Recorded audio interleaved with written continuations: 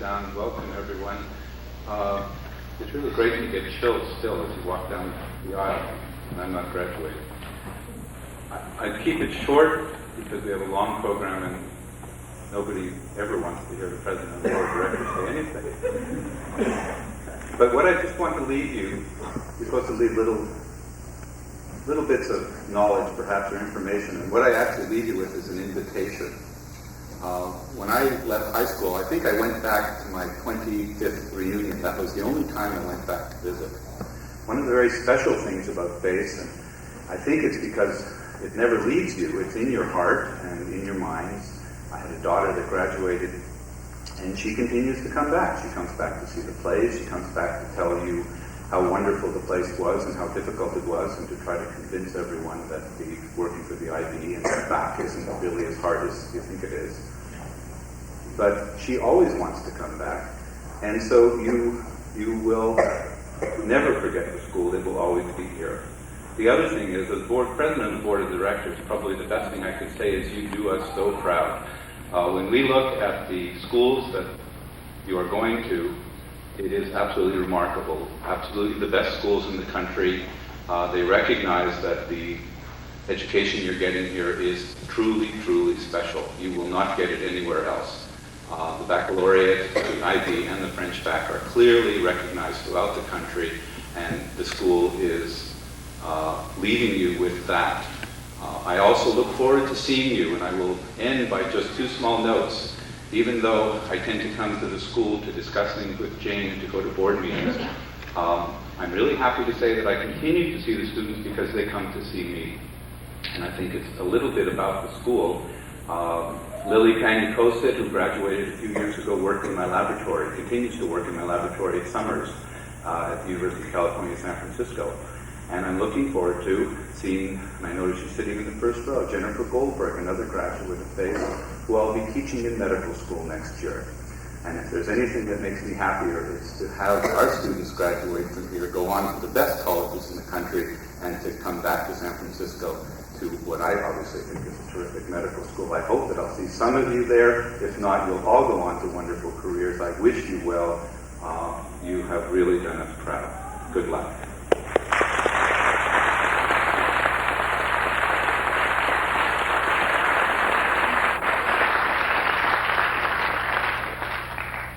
Maintenant, c'est un plaisir de vous présenter le consul général de France, M. Alain Lagoyerec.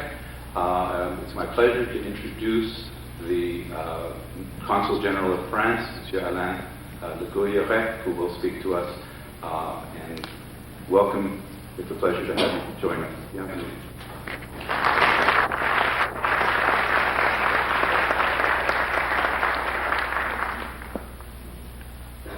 Du conseil de gestion, Madame le proviseur, Mesdames et Messieurs les professeurs, mes chers amis, chers élèves, je suis très heureux d'être ce soir parmi vous pour cette cérémonie de remise des diplômes de la French American International School.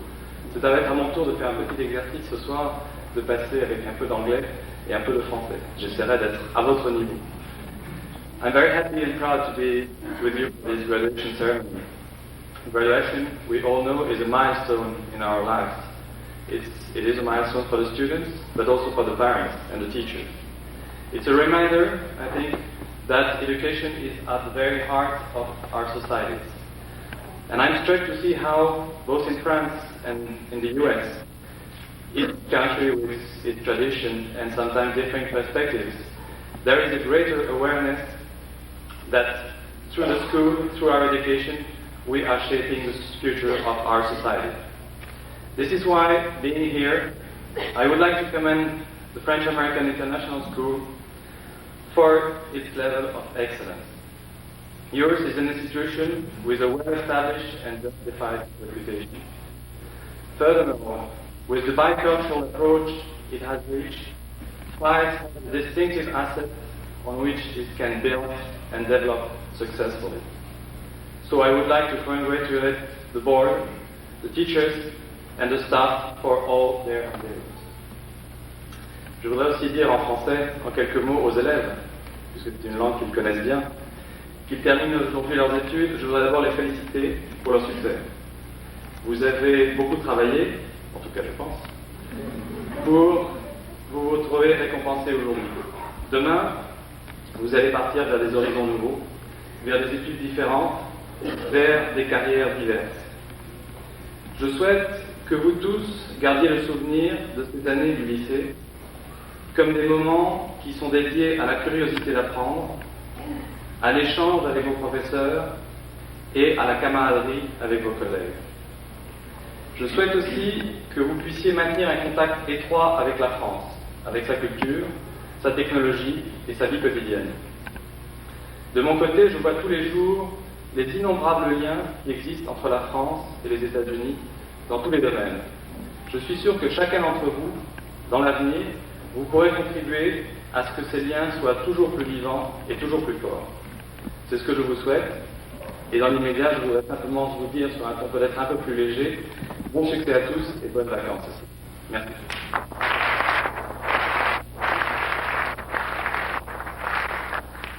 The first time in my whole life that I've ever worn a robe like that. So I'm going to speak English as an occasion for that, and furthermore, it's good for my English. Good practice. So, Mr. Le Courrier, Alan, Jane, and dear friends. Jane was kind enough to invite me tonight to this graduation ceremony. I was honored by it, and I gladly accepted. We've shared a few students and a few teachers for 2 years now. It has been a very enriching experience, for we sometimes feel in our lycée that our classes, are too small, and our students need to be exposed to other teachers. Our cooperation was an answer to that, and we conducted it in different areas, not only in the classes, but also we put up plays together. There were workshops, there were games, cooperation between teachers, and so on. It will continue for many years, though we will no longer split or share our classes. It wasn't very convenient for our students to go from one school to the other. But we will continue our cooperation with the sharing of good ideas, sharing of expertise, and sharing of friendship. I do believe that in this light, we see each other as helpfully complementary. Our students benefit from our two communities. After all, it certainly takes at least two communities to raise a child. Good luck to you all.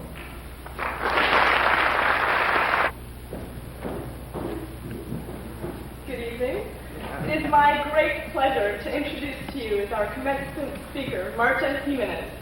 Marta is the Regional Counsel of the Mexican-American Legal Defense and Education Fund, and she is a greatly respected civil rights leader. Marta, welcome.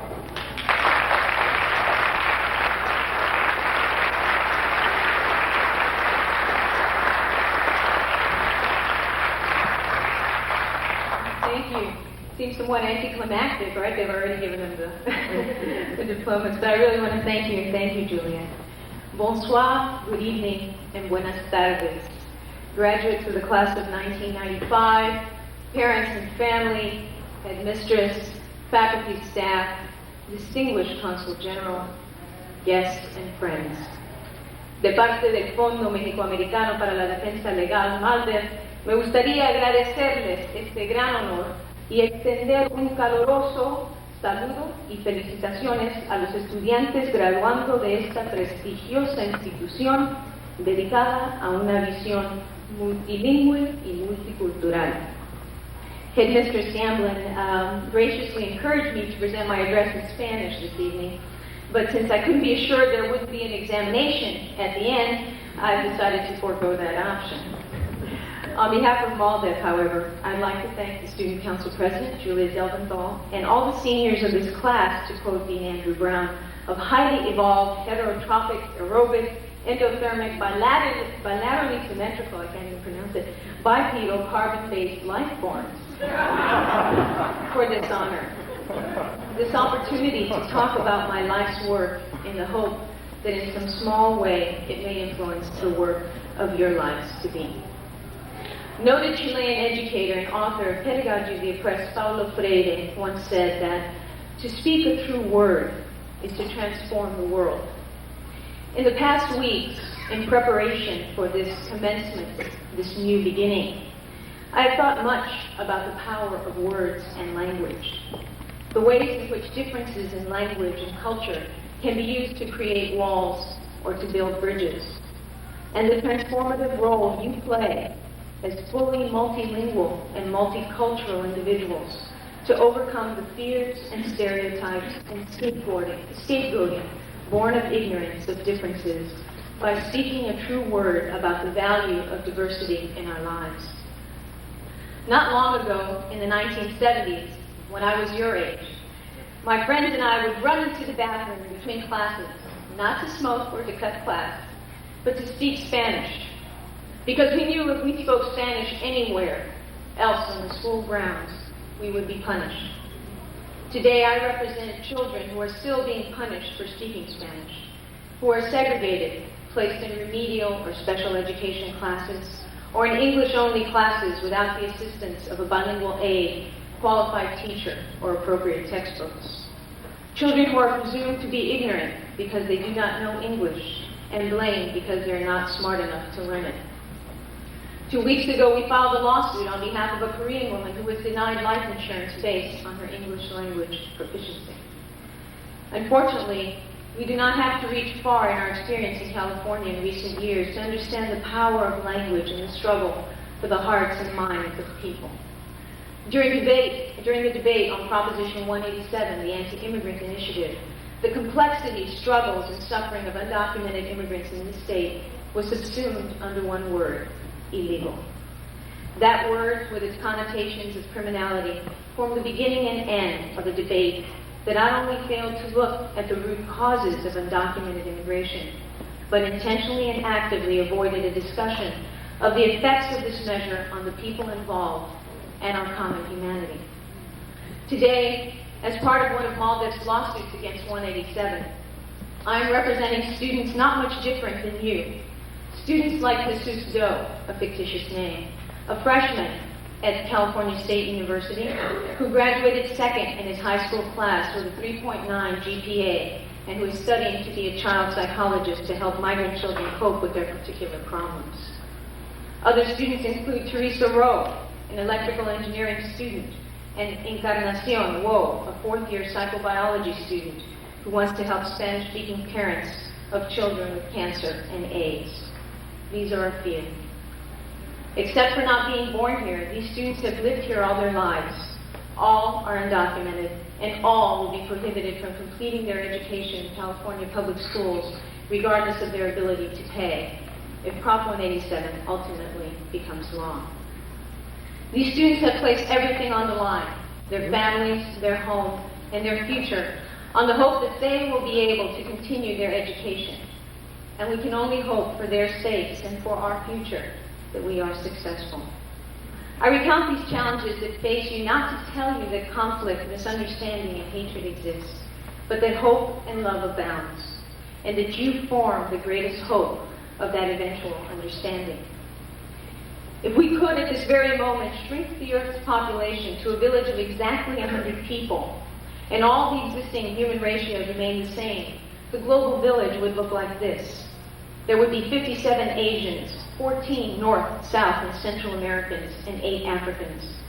70 of the 100 would be non-white, 30 white. 70 of the 100 would be non-Christian, with 30 Christians. 50% of the entire village's wealth would be held by only 6 people, and all 6 would be citizens of the United States. 70 people in our scenario would not be able to read. 50 would suffer from malnutrition. 80 villagers would live in substandard housing, and amazingly, only 1 of the 100 would have a university education. You are 21 here. You form the toenail of that person.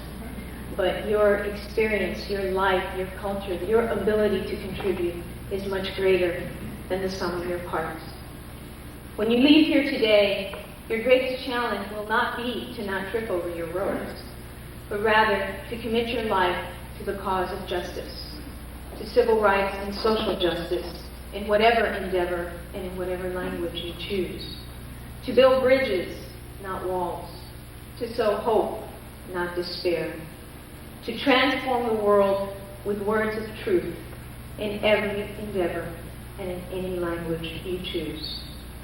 In closing, before Monsieur Feu tells me to aller encore, sorry, Monsieur. I would like to leave you with a quote, paraphrasing Bertolt Brecht, who said, "There are those who will struggle only one day, and they are very good. And there are those who struggle 1 year, and they are very good. And there are those who struggle many, many years, and they are very, very good. But there are those who struggle a lifetime, and those are indispensable." It is my hope for you that you will struggle a lifetime for the truth, that you will make yourselves indispensable in the business of transforming the world in a better place, and to a better place. And that is my wish for you as graduates. Good luck, and the best of everything. All.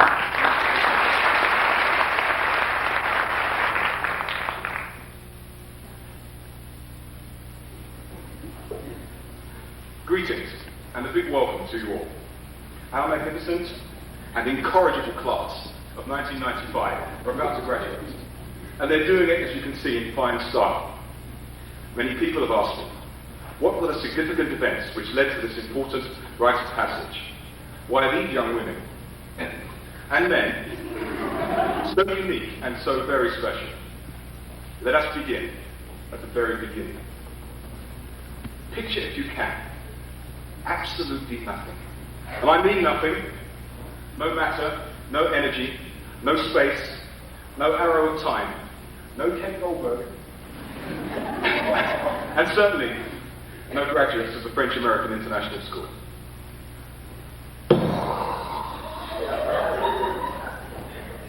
Imagine, at some precise instant, a very big bang. In case you haven't guessed, I'm talking about the origin of the universe, at least according to a belief system called science. The early universe was a boring place. It had unity and simplicity and symmetry.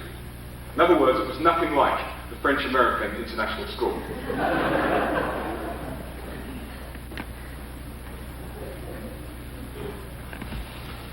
To cut a very long story short, this early universe, which was at first only the size of a single petit pois,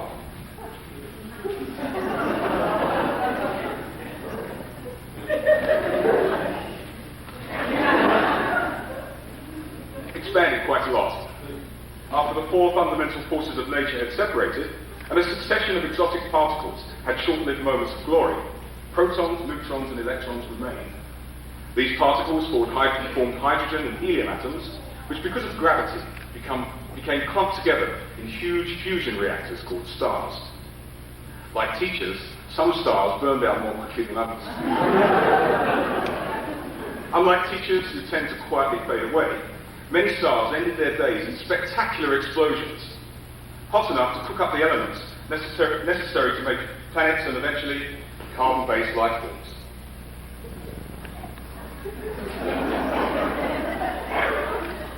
You won't get the full effect of this prop, but it's actually fluorescent. Maybe when they cut the lights for whatever may happen later,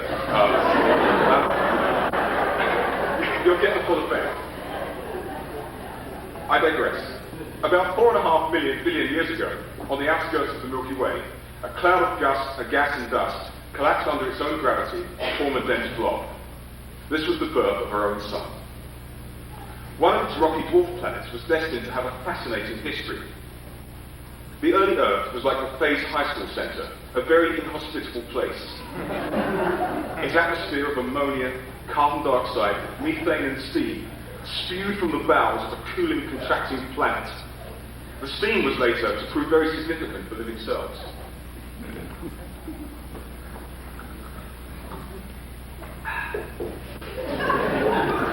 Jane Camden is 78% water.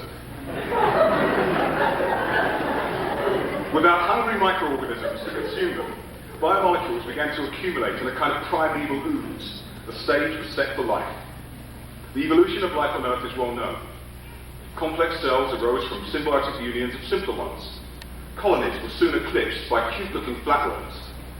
The first organisms with dorsal stiffening rods appeared when trilobites still ruled the seas. They were pathetic-looking beasts by any standards. But these were the ancestors of our graduating class. And for that matter, all other vertebrates. It is sobering to reflect that I would not be standing here if some rat-like, bug-crunching species had not survived the meteor impact that wiped out most of the dinosaurs. Millions of years later, a descendant of that insignificant furry creature was roaming the African savannah.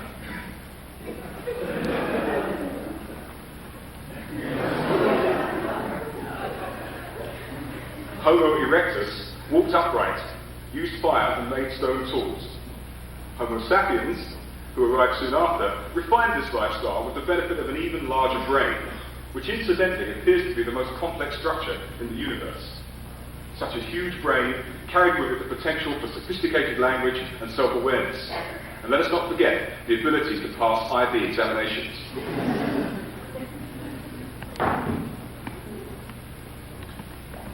The rest of the story is quite literally history. Why am I telling you this? What is my point? The 21 members of our graduating class represent, in a very real sense, the continuation of this remarkable story. A story, according to science at least, rooted in cosmic coincidence and contingency.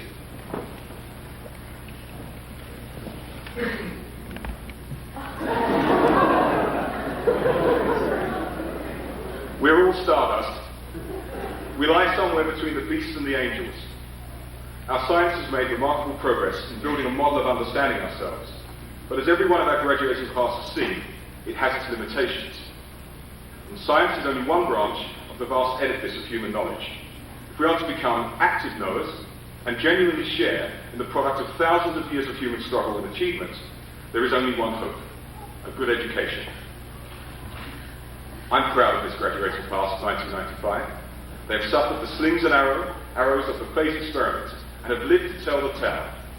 Not only did the vast majority of them excel in the IB program, but we had a genuine sense of fun and a feeling that we were all in this together. Do you agree? We send them off now to follow their own yellow brick roads, moving on to the next stage of their respective journeys. Confident that, for example, they can all write a well-argued academic research paper. They can manage study time efficiently, manipulate a variety of curious algebraic expressions, and understand their own genetic code. In fact, Juliet says that if she ever has a baby girl, she will name her Adenine. And in case you're wondering, adenine is the world's most famous nitrogenous base, one of the 4 letters of the DNA alphabet. We can also be confident that our graduating students can detect bias in an historical document, appreciate a sonnet in at least 2 languages, and as future world citizens have served their community well and gained first-hand experience and respect for more than one culture. You will forgive me if I address the class directly. At FAIS, you have truly acquired an extra dimension. As high-level biology teacher, dean of students, IB coordinator, homeroom teacher, and sidekick to the principal, I've been in a unique position to appreciate the intellectual and personal development of a remarkable group of individuals. I've watched you grow with pride. It's been great fun getting to know you, warts and all. You're leaving us now. Some of you, I'm sure, will go on to do wondrous things. For the rest of you, do the ordinary things wondrously well. Thank you. As I always say, take care.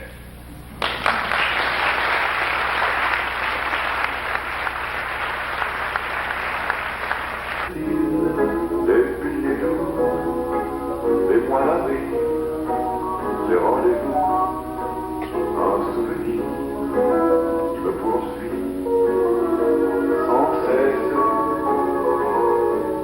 Bonheur fané, cheveux au vent, baiser reste-t-il de tout cela et de moi? Un petit village, un vieux clocher, un paysage bien caché, et dans un village, le cher visage de mon passé.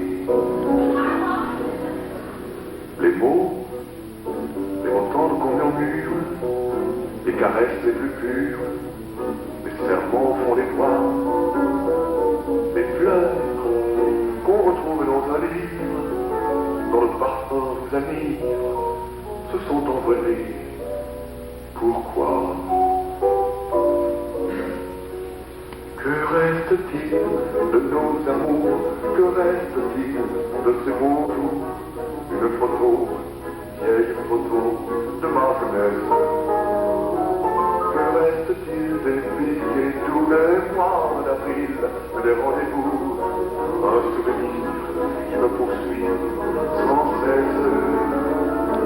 Bonheur fané, cheveux sauvants, bébés volés, rêve mouvant.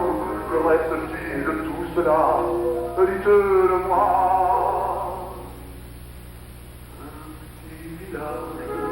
Un vieux clocher, un paysage bien caché, et dans un lac, le cher visage de mon passé, de mon passé.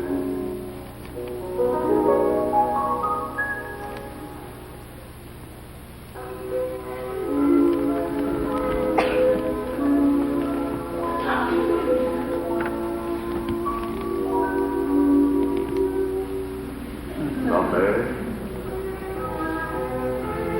qu'on voit nos yeux, au nom du volcan,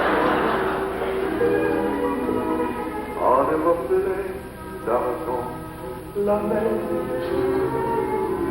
des reflets changeants, la pluie, la mer, au ciel d'été, confond et mélangeons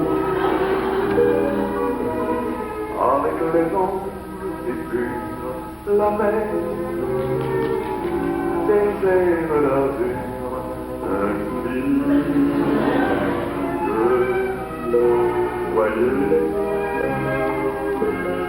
voyez les temps, ces grands roseaux mouillés.